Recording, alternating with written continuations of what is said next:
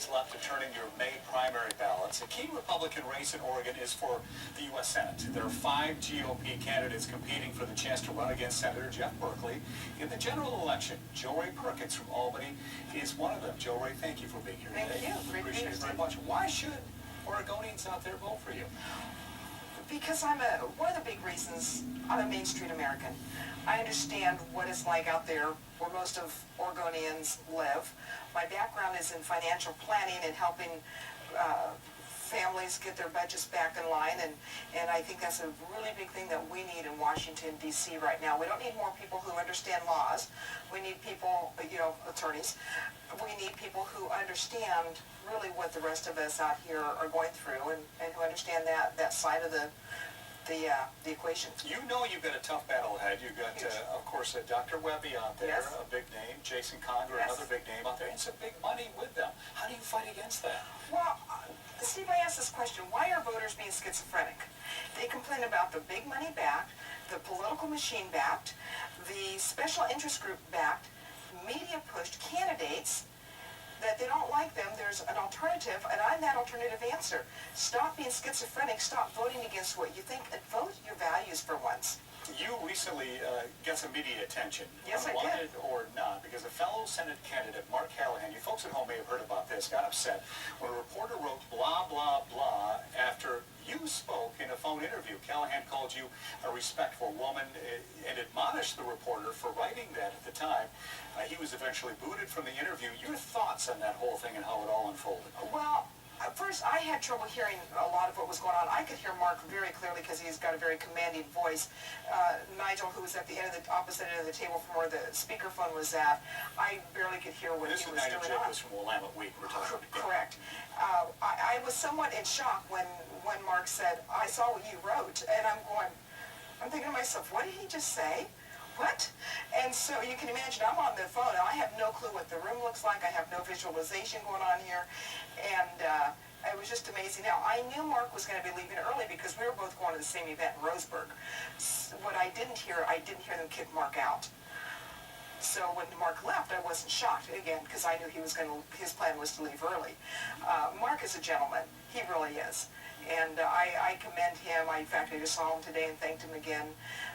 We see each other more on the campaign trail than anybody. We've been out there the longest, beating the streets. So I think it was very admirable of Mark to call the reporter out on that. And that's what sometimes we deal with. And a lot of people don't understand as candidates what we go through. But you guys just love reporters all the time.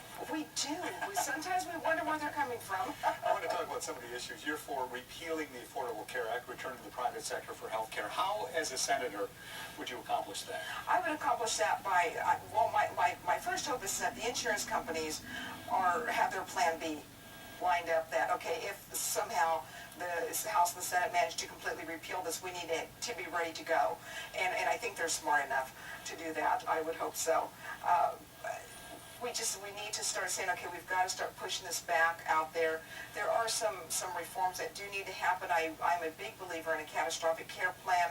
We don't need the Cadillac plan, so every time you get the sniffles, you run to the doctor. Let's start taking some ownership for our own health.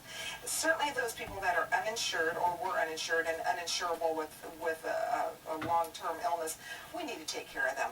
And this is not about being cold and heartless, but people make decisions all the time.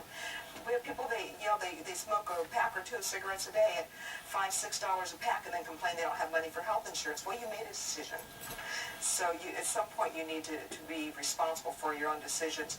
But I think it's a very doable thing to start turning this back to the private sector. Are you worried about this, though, Rae?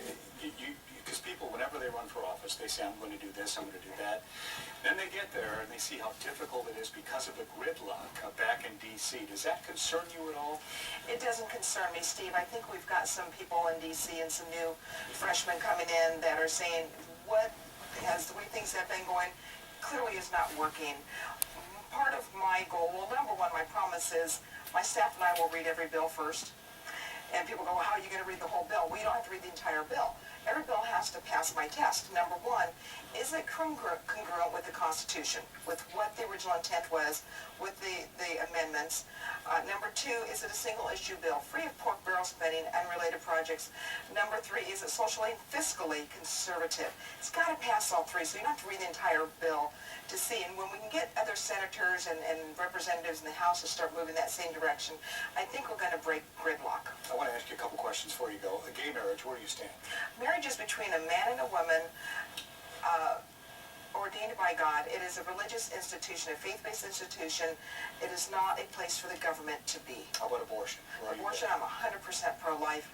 I believe we need to be talking about adoption instead of abortion as an alternative. And when Roe v. Wade was legalized in 1973, abortion, out of marriage with pregnancy is not the same stigma that it used to be. 40 years have passed, so. We have 30 seconds left. I want to give your best shot to the voters at home why they should vote for Rae Perkins. I'm a Main Street American. I said that. I understand what people go through. My background is in financial planning. I will do what I say that I'm going to do. I will never make a promise that I cannot keep, and that's why the one promise that I made is that we're going to read the bills first. And it's the people's money. It doesn't belong to the government, and we've got to get the government back to being the employee of the people. It's been a pleasure meeting you, Rae. Really has. Best of luck to you. It's a full-time job for her, by the way, folks. I'll be right back to what I don't get this week.